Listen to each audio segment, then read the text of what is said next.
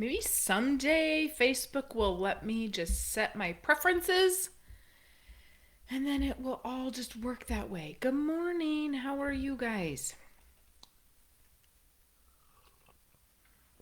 Good morning. Good morning.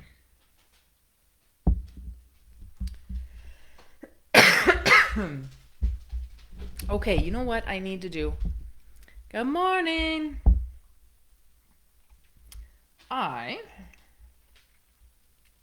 need to watch on my phone because people are on my without the bank page as well, and then I miss them. So, let me see if I can go over there and watch from that page.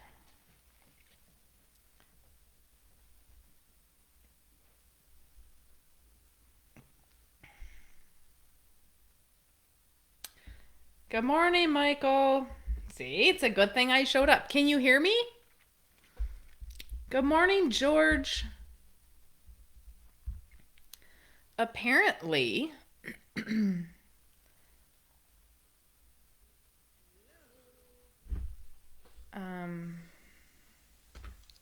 gosh, I can't see my phone. Michael, you can barely hear me on Facebook or you could barely hear me on the podcast.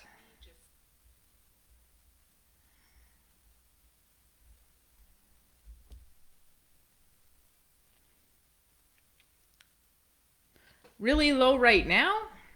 I gotta set this up over here so I can see. Okay, let me see what microphone we're using.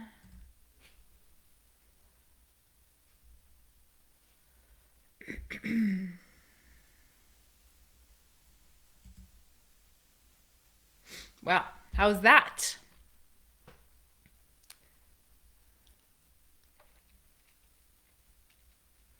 I don't.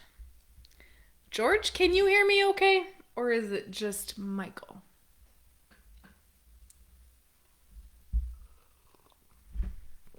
Thank you, George. I'm hoping you can hear me just fine now too, since I changed it to headphones, but I don't know if that's headphones.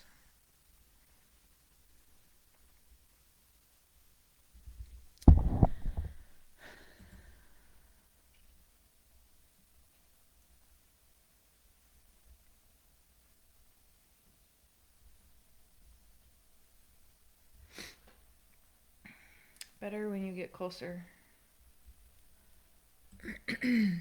Okay, I'm gonna keep going. If you guys can't hear me, you let me know. But I'm gonna keep going. All right, so it's been a week. It has been a week. I lost a client, meaning they passed away. So we had a client pass away. Thanks, Jason. Excuse me. I had a client pass away on Well, they passed away last week, but I found out on Wednesday. I found out on Tuesday. No, I found out on Wednesday. That's always very hard for me, and it takes me a couple days to kind of get just back on track and, kind of get my head around it and all that good stuff. I don't sleep well, so you guys don't go dying on me, okay? So we had that happen, and then it goes from like one extreme to the next. And then yesterday, somebody sent me a video on the TikToks that it's so wrong. I couldn't even do a video right. I did like 3 videos to straighten out all the errors, and I had to sleep on it. Like, it's so wrong. It's unbelievable to me how wrong people get infinite banking. Like, I don't know how you screw something up so badly. And it's funny because the person sharing infinite banking clearly has not read the book. And so I have some education to do. It's just, oh my goodness, it's insane. And Tuesday was election day here for our district, and my people won. Yes. So that's good. That's absolutely fantastic since they are bringing a carbon pipeline through North Dakota. They want to go through our land, and our governor is going to need everybody on his side to take land eminent domain. I'm guessing. So, anyway, okay. Let's get started. So I've had a bunch of meetings in the last couple of weeks. And I even had some people cancel because, they had to go bale hay. I get it. You go when you can go. That's the glory of being able to reschedule. So let's get started. I had one couple that he farms and he has a trucking business, and she is an architect. And so she is actually a partner in the firm. So that was exciting to listen to that. Mom was in that meeting. So they actually had mom sit in because she has apparently more familiar with life insurance. So mom sat in just to make sure that they understood everything and I'm not, blowing smoke and all that good stuff. The thing here was that they came to me, but there was no discussion of estate planning before the meeting. So, you guys, just a little heads up. Like, I don't care if you bring someone in, I can totally handle it. But what was interesting about this is I said, so who I will always ask if it is a farm family, if it is a business, one of my questions will always be, what happens when mom and dad die? Who gets the farm? Who has to buy who out? Is there an estate plan? Right. Those are always going to be questions. And obviously that was not talked about. Then we have some comments back and forth about sweat equity. And he asked me, well, Mary Jo, what do you think about sweat equity? Sweat equity only matters if it matters to somebody else, right? So sweat equity is only going to matter to mom and dad, or sweat equity is only going to matter if it matters to mom and dad. Sweat equity is not going to matter. It's not even going to be a point if it doesn't matter to mom and dad. If mom and dad want everything very fair and equal, it's not going to matter. So here is something that I have one gal that I talked to a while ago, and here is something that we talked about. If we need to alleviate sweat equity, then pay the kid an hourly rate that's on the farm today. If you don't want to give a discount for the land purchase for sweat equity because you want it to be fair, then cut the kid that's on the farm helping, or cut the kid that's in the business a check and pay them every week or every month. If they don't want to keep track of their hours, then they can't complain, right? If you don't want to acknowledge sweat equity, then don't acknowledge sweat equity. At the end of the day, however you want to handle your land is your land. How I would handle it and how you handle it may not be the same thing. So I can't sit here and say, well, no, son, you're right, because mom needs to do it this way. Well, we kind of have to honor mom and dad's wishes as well because it's their land. And so we just need to have that conversation. The conversation, and that's how the conversation went. But then what was not thought about is I had shared with mom that, that's great that you want everything to be fair. But in the state they live, land prices are astronomical. So how is he supposed to buy that? The only way he's going to buy out siblings and ever be able to get that paid off is if he were to sell some land to save the rest. Now you're working really, really hard to build it. Do you want the kid to sell some of it so that he can pay for some of it? Do we have long-term care? Do we have it in a trust? Or is it going to go to the nursing home where he's not even going to get to save it? There were a lot of questions there that were not thought about on mom and dad's side. And so I sent them to an estate planner to get those sort of things worked out. On my side, I can do what I can do. I don't need to have an estate plan. Hardly anybody ever has an estate plan. So I don't need to have that. But we have to think about if we're going to pass it on with a step up in basis and everybody gets everything and somebody has to buy somebody out, how is that going to work? I had a existing client call yesterday and the same thing's going on in his family. What happens? How do we buy him out? Is it pay to do a life insurance policy on mom or dad? And so here's the thing. There's really it comes down to three kind of basic options. One, the kid can buy a life insurance policy on mom or dad, and when mom or dad die, they have the death benefit to then buy out either the living parent or the living siblings. Okay? Because a lot of times, and I say that because a lot of times if dad passes first, mom's like, I'm done. I'm headed to town. I am not doing this farming thing. No, I've had enough. Right? Because most of the time, she's not going to be there to farm. She's there because her husband is there. But she was probably ready to go to town 5 years ago. The second one, mom and dad can buy a policy on themselves, and they can use the death benefit for the off-the-farm kids, for the non-business children. They can create their own estate. The kids don't have to do it. Typically, in my case, I'm having the kids do it because mom and dad aren't doing it. But if mom and dad are willing to have an estate plan and willing to sit down and do that themselves, then guess what? The kids don't have to do it. And then the other one is if mom and dad are alive and they are selling the land to the child that's on the farm or the child that wants to take over the business. Ultimately, it doesn't matter. It's a business. If they're selling to the child that wants to take over, the income that mom and dad get can be used to buy a life insurance policy that then the death benefit goes to the other children.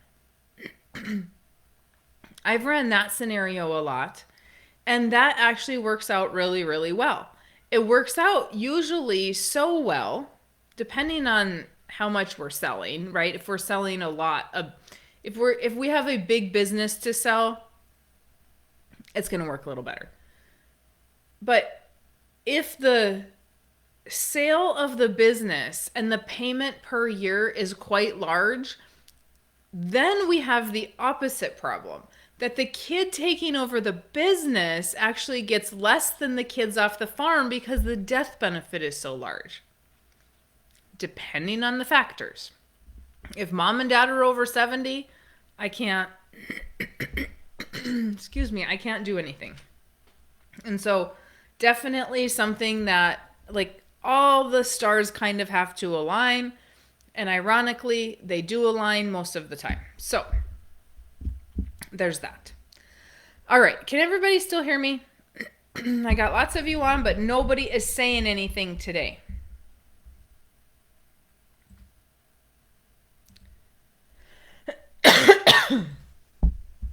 All right. Let's go to the next one here. Let me get myself situated. I met with a lovely lady from California that is moving. Well, hi, Annalise. I met with a lovely lady from California that is moving to Texas. Now, this is like the second or third person that I've met with that's moving to Texas from California. So, Texas, I know you guys already know this, but holy moly, be ready. So, her husband is going to transfer jobs, but she has chickens. And so this was very fascinating to me because I don't like chickens. They were my chore when I grew up and I hated the darn things. Like Absolutely hated them. I actually lost a birthday because of them. Yes, I did. I was not allowed to have a birthday party. Not that I ever really was allowed to have, like, I was allowed to have one friend over. I couldn't do that. I got a gift and that was it. Done. Because I lied about feeding the chickens. So if you don't want your kid to lie, you take away their birthday. It works. Oh, I hate chickens. But she has like she has like the I call them bougie chickens because they're pretty and they lay pretty colored eggs and we didn't have those kind of chickens. So she has bougie chickens, but she sells them. She sells the eggs for hatching, not an egg to eat. She sells the eggs for hatching, and then she has she'll sell the chicks. So it was just very fascinating to me. It was awesome, a very fun conversation, and they are in a really good position to be able to start some stuff because land in California is massively expensive, and what they're going to in Texas is not. And so they will have some extra money. We can put it in the policy up front, and then they can use it to do whatever they need to do. Live on, you know, hopefully her chickens survive the move. There's a lot of logistics there. But it was a very fun conversation.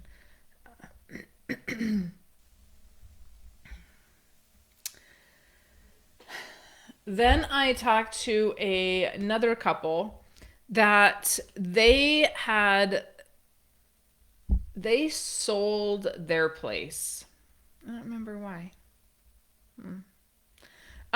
They sold their place. They moved. They bought a feedlot. He has a trucking business, and so they were really looking just for some guidance of kind of where to go. But they're 58 and 50, so there's quite a bit of an age difference there. But really looking at kind of retirement, more retirement type stuff. She is the one that is working outside like a fool with the feedlot, and she does not plan to stop anytime soon. She couldn't even sit through a full meeting without getting up multiple times. So she's busy. She's a busybody, and she's not gonna sit. And they're not gonna just retire and do nothing. So they're always gonna have income coming in. But we have to look at, if you're 60 years old, trying to plan to have some retirement. Let me tell you guys, $1 million is not going to be enough money at 65 if we're going to live to 95. It's just not going to happen. So we have to create some other kind of cash flow. So trucking is not, it's a physical job. He may not be able to do that forever. He's going to either have to hire people, which we know how that goes with trucking. You're either going to have to hire people or maybe sell your business or sell some of your stuff. He wants to sell a little bit of his equipment off and start the policy, and then there should be a little bit of inheritance. Maybe, not sure about all that either. And so they're definitely like, we have to make a plan. And I have had several people that are looking at that, coming to me at 55 and 60 with $80,000 in a retirement plan, $150,000 in a retirement plan. That is, you're not retiring. I mean, I hate to say that, but you're not retiring because it's not enough. Social Security, how long is that going to actually be there? We have to create some cash flow, and we need to start that early. Yes, you can take that 150,000. I'm not saying you can't start cash flowing at 65 years old, but we're going to have to do something. What are we going to do for cash flow? Is it real estate? Is it starting a business? Is it renting out farm ground that you already have? What is that going to be? So they have a great opportunity to start something. We just got to figure out kind of where that is at. Then I had a lady that is definitely not, they don't do anything with farming. Usually somebody has something to do with farming. Even my golf coach had something to do with farming. But these people don't have anything to do with farming. They have 15 or 20 fast food restaurants, and then they have a couple sit down restaurants. And here was the interesting conversation from them is they're just spending a lot of cash because they have a lot of cash. COVID has been very good to the fast food restaurant joints. However, what is happening, or what her big thing is, was she said, we're not, yes, I have a 401k, but I hate the 401k system. I don't trust the government. I don't trust what's going on in our country right now. And so I want to actually share with my employees how to do this. We have 500 employees. That's awesome. That is absolutely awesome. Because guess who's not sharing this concept? She had no idea. They've had restaurants since she was 24 years old. They had absolutely, people have helped them get into this industry. They have had mentors. They had no clue that this option even existed. How awesome is that? The school systems aren't teaching our students this and our kids this. The parents aren't teaching because the parents don't know. So how awesome is that for an employer to say, I care enough about my employees that I want to be able to help them? Because they do. They're helping one of their employees right now have some of his own restaurant and growing them. And it should happen in the farming world as well. It should happen across the board. It was so fun to talk to her about all of that. It's just a matter of where do we get started? Because when we have somebody with a lot of money, we have to look at, and a lot of money is relative to whoever we're talking to, right? But it doesn't matter if it's $50,000 or $200,000 or $300,000 a year. If we don't put enough in the policy, we always have cash. And I was talking to one of my existing clients yesterday, and he doesn't even need his policy. He never uses his policy because he's got so much cash on hand. There's no reason for him to be using the policy. Well, that means we don't have enough money going into a policy.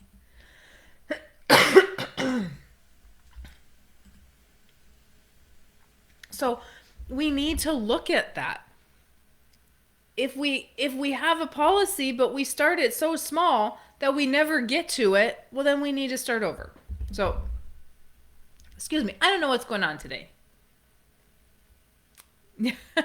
Jason, I know she's not voting blue, my friend. This lady is all red.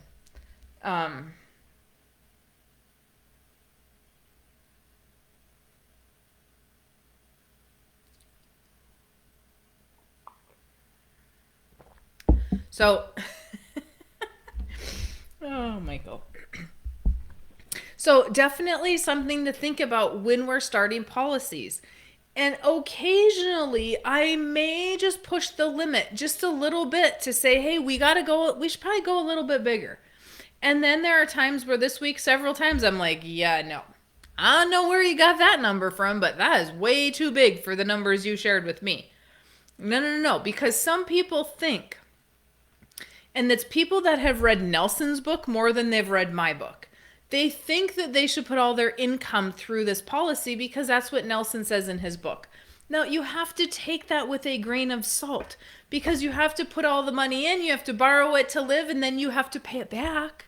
It has to get paid back. You can't just sit on it forever. So, anyway, it was super, super fun to talk to her because I don't know anything about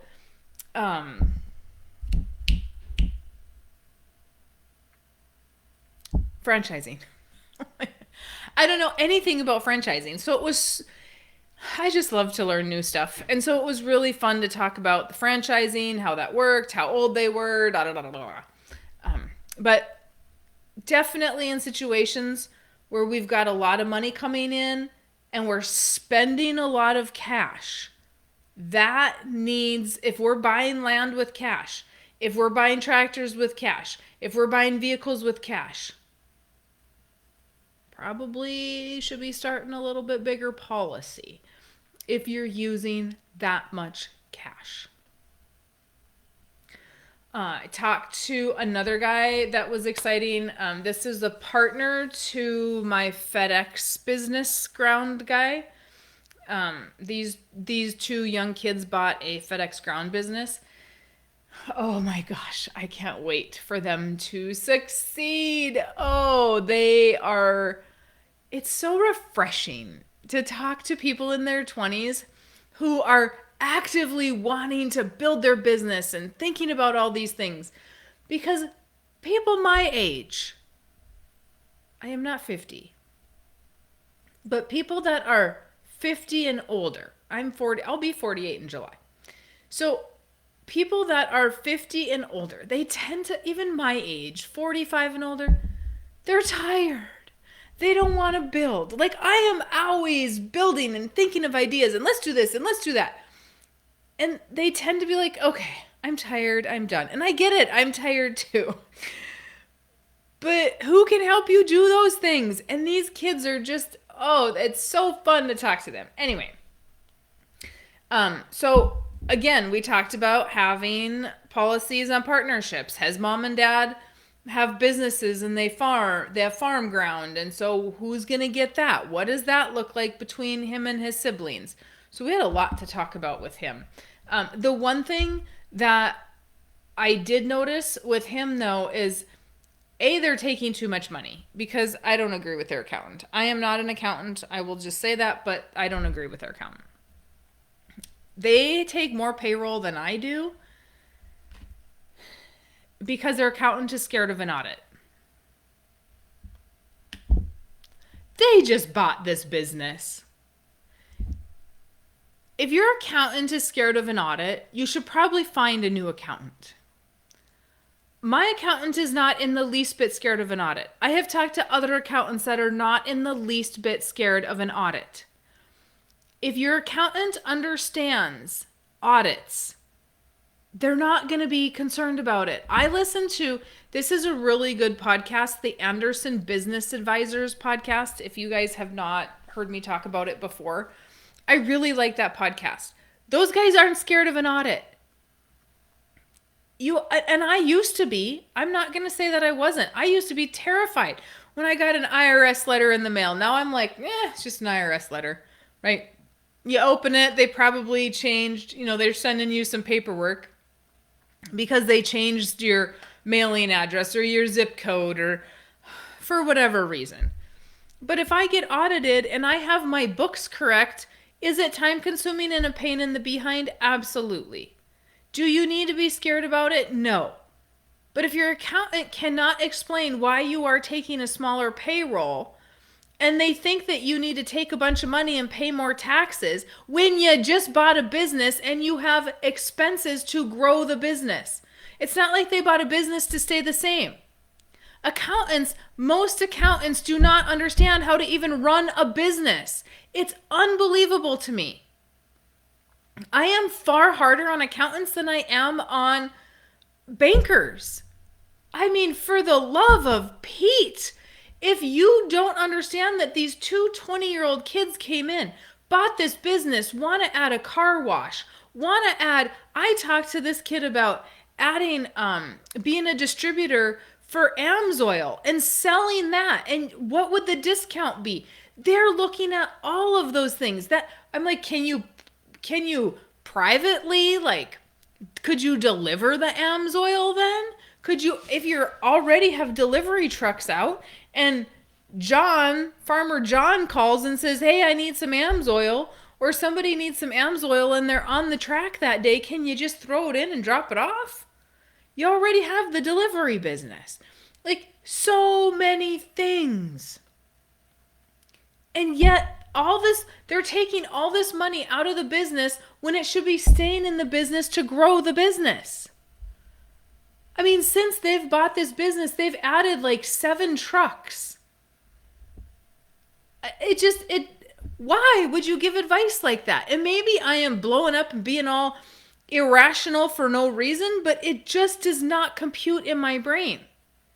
I said, you guys are paying all this money in taxes. And this is how, if you take a distribution, this is how it's taxed. If you take payroll, this is how it's taxed. Nobody explained that to them.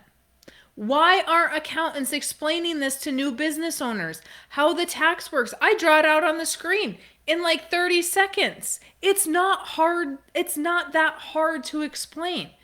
Yes, I'm simplifying it, but simplifying it enough that they can then go to their accountant and ask some questions. Ultimately, I'd be finding a new accountant. Unbelievable. It just, makes me so mad. They're young. And here's another thing. Why do most businesses fail in the first 5 years? I'm going to blame accountants for some of that. Because I have another friend that their accountant is like, oh, no, you shouldn't be an S Corp. You should just be an LLC. You're not going to make that much money. Oh, you guys have heard me complain about this before. You're not going to make that much money. And then she just kicks butt, makes a ton of money, owes a ton of money in taxes because the accountant didn't think she was going to make enough money. Thanks? Isn't it your job to just prepare my taxes for when I do make money and give me advice and guidance on what I need to do? Isn't that why you hold your CPA license? Okay. Next one. We were not able to do anything on these guys. They were just in not the best of situations. They have they work for a farm and they both have jobs. They don't live on a farm, but they work for the farm where their jobs are, obviously, Mary Jo. And they have a partnership they work for an engineering company that basically works for this farm, and it's kind of goofy. Anywho, they were sharing living space with her parents, and her parents decided that they were going to move out and stick them with the mortgage without warning. So financially, they are in a really tight spot, and we're going to have a baby. And they already have some life insurance. So until we kind of get our feet back under us financially, we're going to have to wait with the whole life side of things because we've got some, I believe it was credit card debt. Yep, we've got a lot of credit card debt at 20% interest. And we have major student loan debt that is going to start coming due again as well. Here's another thing. If you guys are listening, if you have student loans that are at 0% and they're not asking for the payment right now, make the payment. Just keep making the payment. Your payment schedule was like this, right? Now they stopped payments. But now you're going to start right here to here. They didn't move the end line. So if you had to pay on for 10 years, then that's great. You could, or let's say they have a 20-year loan, a 20-year note. Great, you had 20 years to pay it. They don't go, oh, we're going to go 23 now because we've stopped payments for 3 years. No, you still got 20. So the payment amount is going to go up. So if you can make payments, keep making payments. It all goes to principal. This is when we should be paying. But every one of us is like, oh, we're going to stop paying. 9 out of 10 of the people I talk to with student loans have stopped paying. No. Keep paying so we're paying it all down. And then when they recalculate your premium or your payment, it's going to actually go down, not up. We should have been taking advantage of the 0% interest. That's like getting a 0% interest credit card and saying, well, I'm not going to make a payment until after the 18 months. No, that's not how it works. So keep making those payments and forget about the government trying to take care of it. So many people are also waiting for the fact that, oh, maybe they'll get rid of our student loan debt. It wasn't my damn debt, you guys. I am not happy about that option. Clearly. Make your payment. If you have a job and you can, make the payment because you've always been making the payment. In these guys' situations, thank God they don't have to make a payment because they got stuck with all this extra money. And we have to get this credit card debt taken care of first.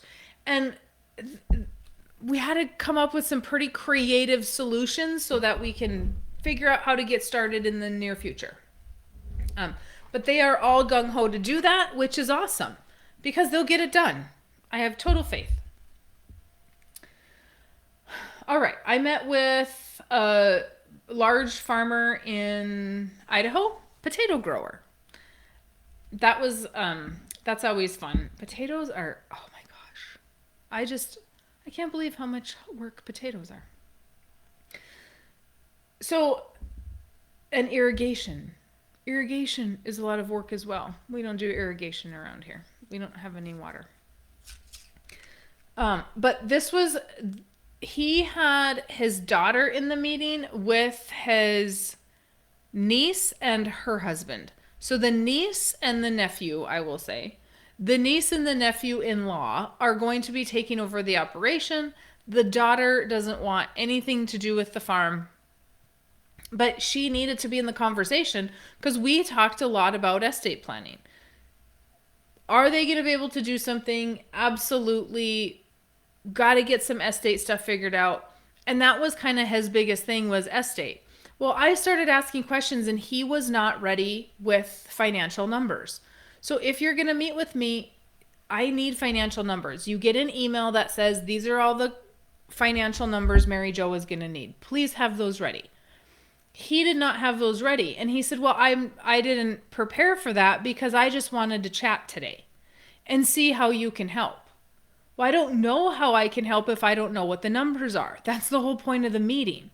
And so he had to go get his numbers. I waited and they had to get the numbers because I don't know what anything looks like. Like I can give you advice all day long, but what if it doesn't pertain to you? What if you're on the verge of bankruptcy? That is not going to help me at all. We get to know each other through the meeting. So if this is something that if you set up a meeting with me, make sure that you have your numbers ready. I will end meetings because people don't have numbers.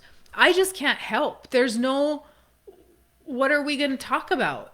Just what our favorite color is? Yes, I want to get to know you. And yes, we had a lot to talk about with dynamics and estate plans. And I had to explain to the 20 some year old daughter, if you inherit this, are you going to sell it to your cousin? What are you going to do? What does that look like? And so it was a great conversation, but another one that needed to have an estate planner that was able to kind of gather all that information so they can then take it to an attorney and get everything set up. And they have a lot of work to do because they got a lot of stuff going on. There's still a partnership with Grandpa in there. And as far as I know, Grandpa wasn't in the meeting.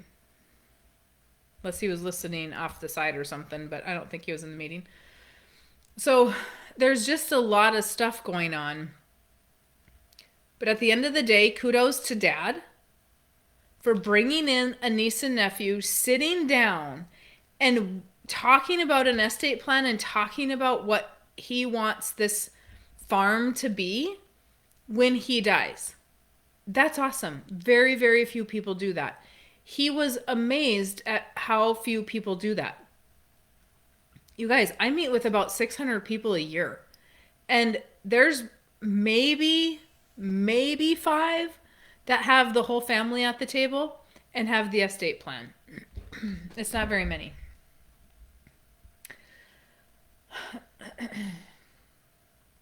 All right. Another one over in the Washington, Idaho area growing peppermint. Peppermint is a crop I don't know a lot about, and I just wouldn't think about it. But this was a fun conversation too. So we can't do anything on him because of a bankruptcy. So if somebody files a bankruptcy, they are uninsurable for 2 days after their release date or whatever it's called. So we have to wait 2 years. But his wife was not in on that bankruptcy, so we'll be able to do something on her. But uh, not to his fault. He had a whole bunch of guys not paying for hay. And so, kind of the risk you take on that side of things. But we will be able to start something there as well. Another guy that does not like the stock market. I had another one that is starting from scratch. Scratch. And she wants to raise Wagyu. That was a fun conversation. And here it takes about 18 months to get Wagyu finished. So from the time you start feeding them to finish to plate, you're at 18 to 24 months is what I have been told by numerous people. Well, she still needs to get the land, build the barn, all this other stuff. And then it's going to take her, she's going to have the Wagyu, but then it's going to take her another, once she has it, then she's going to have to try to sell it and build up the clientele and yada, yada, yada. So my suggestion was, why can't you just partner with somebody in the meantime to where you're already building your brand, you're already selling your meat direct to consumer, but somebody else is feeding it out because you don't have the facility. Because even if you bought a calf today, you're 18 months out. What if you bought one that was close to finish and then you package it and you sell it? So you at least have some money coming in right away that can help build the barn, can put the fences up, can buy the cattle that you're going to need.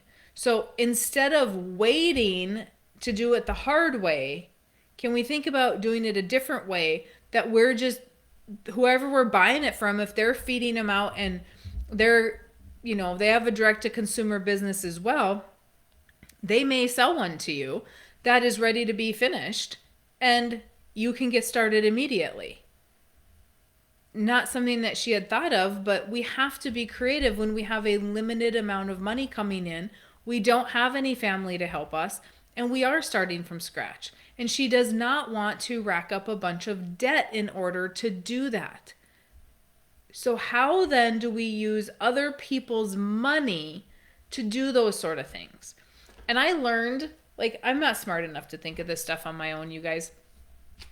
I learned this little trick when I was doing network marketing. Yes, I sold network marketing. So people would always say, well, I can't get started.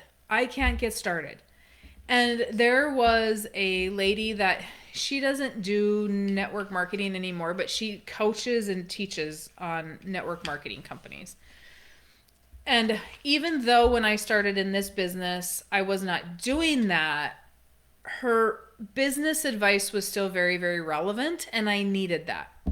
So people that want to start selling for a company, they're like, oh, I don't have the money to get started, right?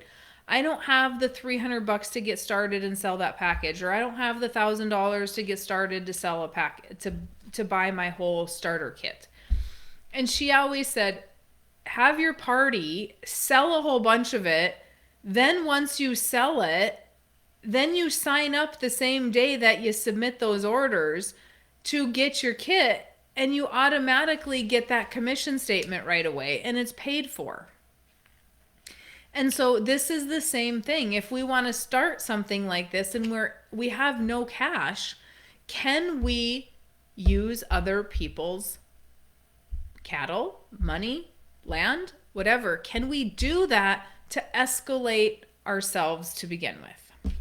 So be creative, think outside the box, and they'll say, oh, I can't do that. How can I? It needs to be the question. Good morning, Caleb.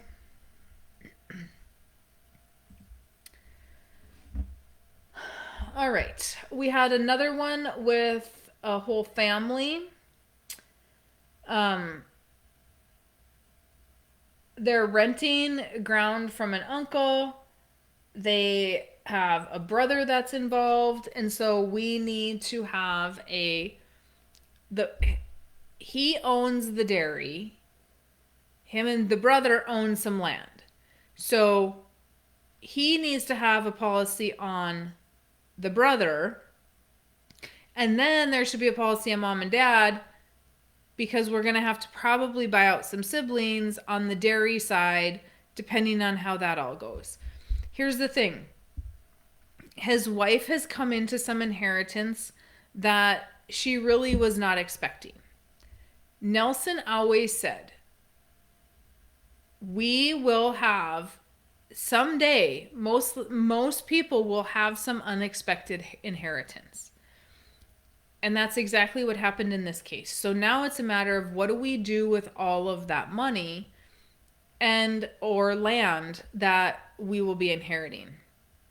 So it's really nice that we can put all that money into the policy year one, and then every year after we can keep that going. She has an off the farm job, a really good off the farm job.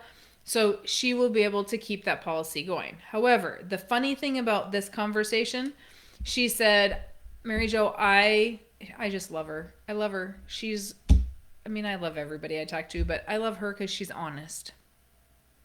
She said, I thought you were crazy. I didn't think you had any clue what you were talking about. I've been listening to your stuff. It did not absolutely make sense at all until I lost $30,000 in my 401k since January. And then I thought, well, maybe this lady does know what she's talking about. Now all of a sudden it does make sense. And she was putting away a lot of money into her investments. And as soon as that crashed, she stopped, which is human nature. Why would I keep putting money into something that is losing money? Same thing that I did. A broker is going to tell you that that's when you should be putting money there, to buy low so you make money when it goes high. Okay?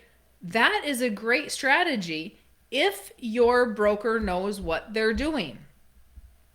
Now, a lot of people will say to me, well, Mary Jo, she didn't lose money because she didn't have it. So let's talk about that statement. If you go to the casino and you put $20 in the slot machine and you're up 100, did you lose money? You lost $100, right? Because you're up 100. So you had $120. You put it all back in, you lost it, but you say, well, I didn't lose anything because I walked away with 20 and I just lost whatever I could have had. So you lost the potential to make money. Guess what? The stock market is the same thing. She was up and she lost the potential to cash out on that. That is literally gambling with your retirement. Is that really where you want your retirement? If you do, that's fine. If I want my retirement and I want to gamble with it, I'll go to the casino myself and I'll play whatever game I want to play so I'm in control of it. Essentially, your broker is the machine, right? You hope that machine is going to pay out. So she's done. She's like, I am done. This is crazy. I'm done. I talked to somebody last week that they actually had money in the market. They lost. They literally they have less in there now than what they put in. And they've had it in there about 12 years. It's an absolute joke. Well, hang in there. It'll come back. These guys are farming. They're milking. Do you think that they could use that money to expand the operation, to fix the parlors, to maybe put some robots in, whatever that could make them more money? It would just make more sense. I'm glad that they understood that. And I'm glad that she was honest and thought that I was an absolute crazy lunatic. And I'm glad that she stayed open-minded. But it was fun to talk to her and listen to the fact that I'm crazy. Because that's what most people think. They just don't want to say it. Guys, I thought whoever shared this with me was going to jail. I didn't know. Like, geez, I had already just lost a bunch of money doing something else. These guys are probably going to end up in jail next. All right, talk to another great couple. He does not farm either. He works for the railroad.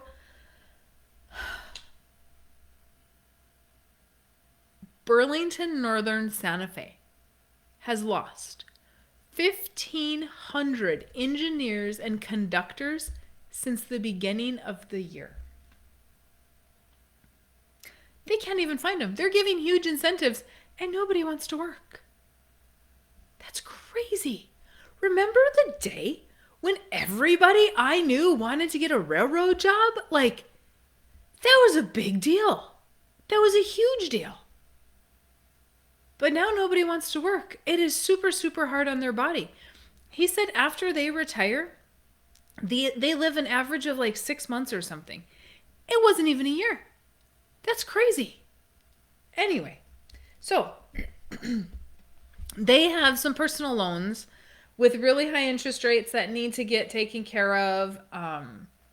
He took all of his money out of his investment account when Trump allowed you to do that up to $100,000. So he took all of that out. They spent a lot of money, cash, fixing up a house and doing some other things, and they now have to be honest and pay that back. But another couple that will get started, we might get something started for their son, or for their daughter, before we start something else on them. They already have some stuff, but we need to get some of those personal loans figured out, taken care of, consolidated, whatever we need to do there. So he's going to check on that, then we can get started. But yeah, so that was the week. Good morning, Miss Holly. So that was the last 2 weeks amongst all the other stuff that we had going on. I'm trying to think. I did talk to a client yesterday that said, how do I structure our loan payback? And should the business own a policy? And so you can structure your loan payback however. If you want to literally do the paperwork and create the amortization schedule, you can do that. If you don't want to, it's no big deal. They're using their cash for operating. So at the end of the year, when you have money, you just pay it back. If you can't be honest and keep track of it, then yes, you should create an amortization schedule. It just depends. These people are very, very good with their money. They're very savvy. They wouldn't necessarily need an amortization schedule. The other question he had was, should the business own a policy? So the business can own the policy, but then it becomes an asset of the business. And as I have had an accountant tell me, then she said, I don't like that, because then if there's a partnership change and somebody has to buy somebody out, they have to buy them out of that policy because it's an asset of the business. So you're better off to just take a draw from the business, a distribution, increase payroll, whatever, and then own them externally. If you are going to own them externally, then you are going to want to make sure that everybody has long-term care insurance, or they have something in place so that that does not get taken by Medicaid as well. The other option is, I have one client that has done this. They have started an LLC that's just an investment LLC, and that LLC just owns the policies. That's it. It does not do anything else. There's no legal action that could be taken against it. It does nothing. So there's that option as well. But again, if that LLC is owned by more than one person and it's bought out, it's an asset. Something to think about there. I don't have a lot of people that do that, but I do have some. Let me see. If you guys have questions, let me know. Otherwise, I'm going to be done here shortly. I got to see who else I talked to this week. What springs to mind? Has everybody seen the devastation in Montana? Crazy. Crazy, crazy, crazy. I talked to 2 people from Montana yesterday.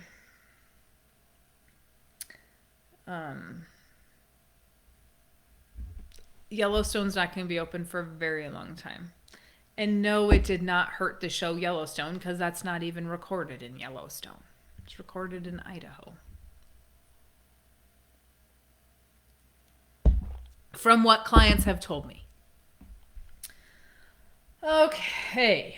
Um, that is all.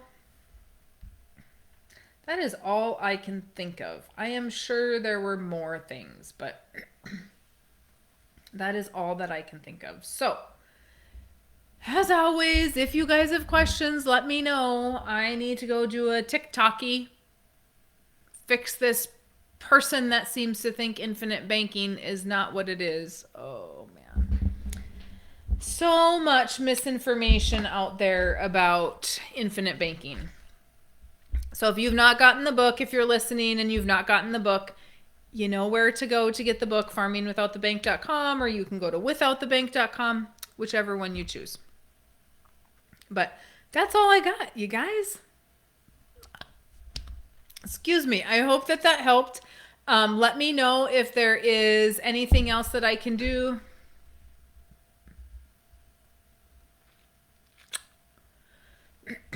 Holly, I have no idea.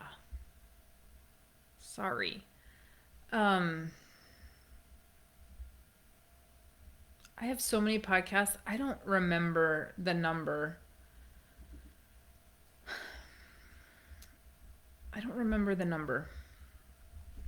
Well, hey, Paige, I didn't see that you jumped on.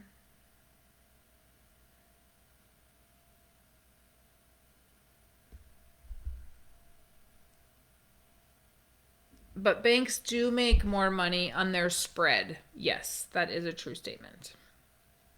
All right, guys.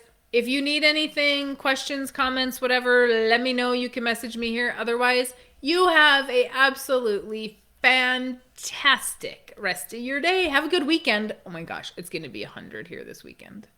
We're not leaving the house. Have a good one.